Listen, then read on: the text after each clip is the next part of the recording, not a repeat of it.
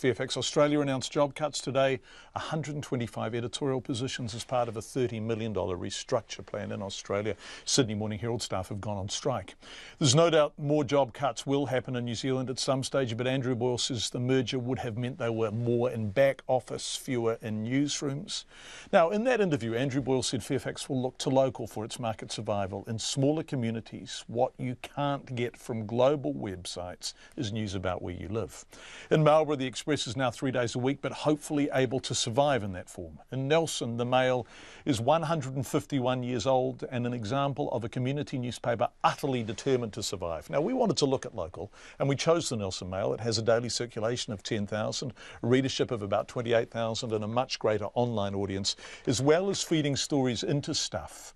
And we couldn't have had a better reporter to look at the Mail for us than Tracy Neal. I'm standing outside the Nelson Mail where I started my career as a journalist 30 years ago. They were the days of manual typewriters clacking furiously on deadline, writing stories in triplicate and sending copy on newsprint through suction tubes to typesetters and compositors. I got to do everything from interview royalty to factory floor workers and drive a minibus of drunk reporters to the annual union meeting. Today I begin by asking what some readers think of their local paper. The Nelson Mail does a reasonably good job at portraying the events of the city. But it is a good way to keep in touch with local events. I don't know much about it.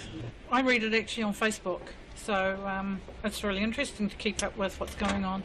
Yeah, we read it at work. We get it every day at work. So yeah, I read it. I like to see what's going on, sort of, especially within Nelson and Tasman and stuff like that. So yeah. I read Nelson Mail every single day, and I enjoy reading about what's going on in Nelson and what's coming up. When I walk into the Nelson Mail newsroom, the team spirit still lingers. Editor Vic Guild has just ended a staff news briefing.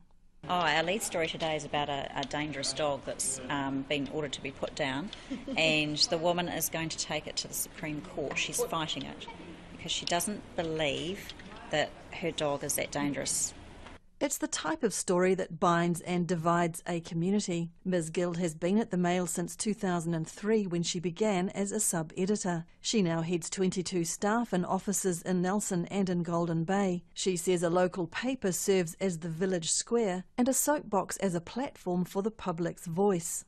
It's really important for local newspapers to be connected to their community, so to be aware of what their community cares about.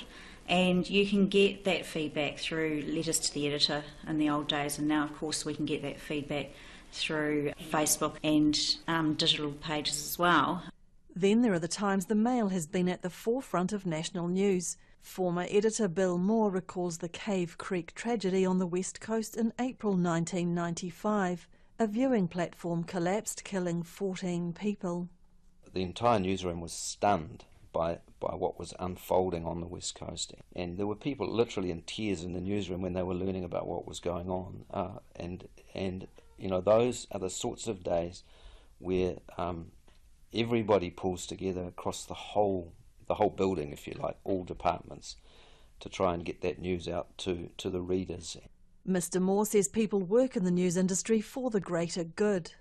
Not only the journalists, but everyone who works at a newspaper does feel that they're playing much more than just a commercial role, in other words, making money for a business. They feel that the work they're doing is actually an important part of the life of their community, and they still take that just as seriously now as the Nelson Mail has always done. One reporter who knows that better than almost anyone at the Nelson Mail is its chief news director, Sally Kidson. She started at the Mail as a reporter in 2003 and describes, on a difficult day, what it means to be a journalist there. These guys are just really passionate about what they do.